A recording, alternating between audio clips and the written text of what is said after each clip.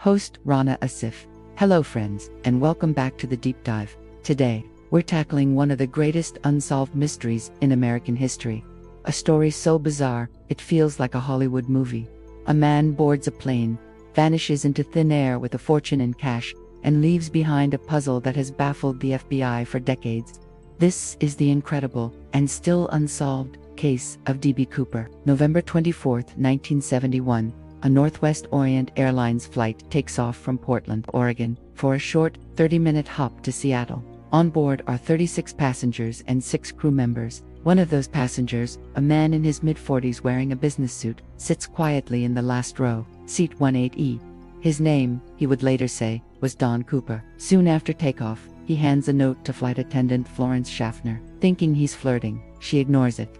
Cooper leans in and tells her calmly, "You should read that note. I have a bomb." She reads it.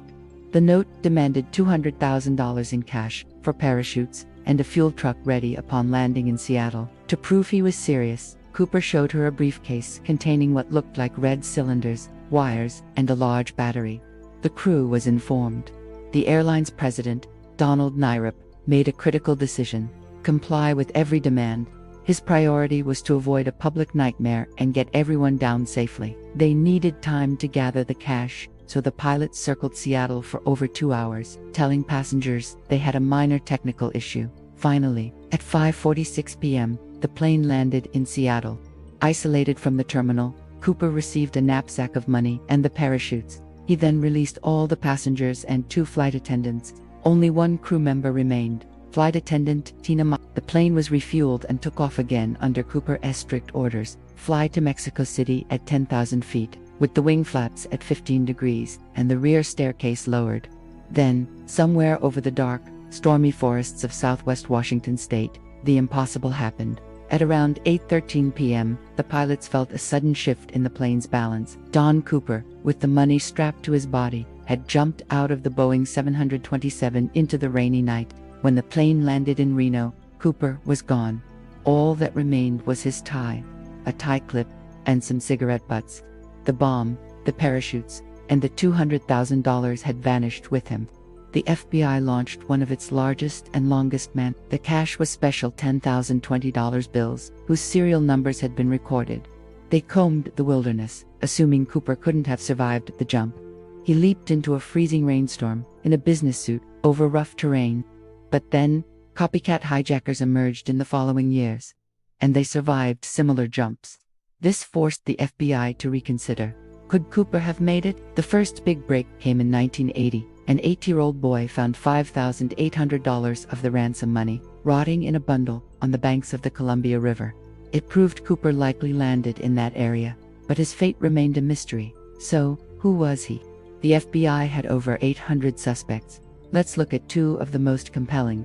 First, Richard McCoy, a Vietnam vet and skilled parachutist. He pulled an almost identical hijacking just 5 months later. He was caught, but some, including FBI agents, believed he was Cooper. His family even thought Cooper's tie was his.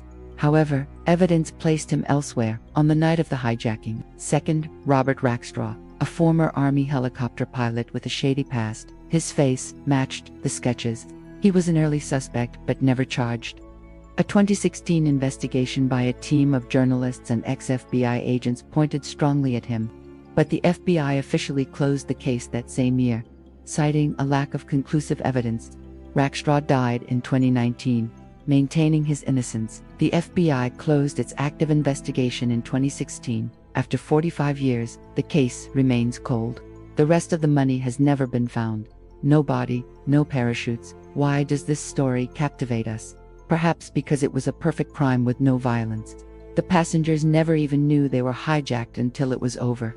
It was a sheer audacious act of vanishing. And about the name, a quick note: he called himself Don Cooper. The famous DB came from a journalist's mistake in an early report. The era stuck, thanks to a psychological principle called the anchoring bias. The first piece of information we hear is the one we remember. So, what do you think? Did D.B. Cooper survive that daring jump and live out his days in secret? Or did he perish in the cold Washington wilderness, his fate lost to time?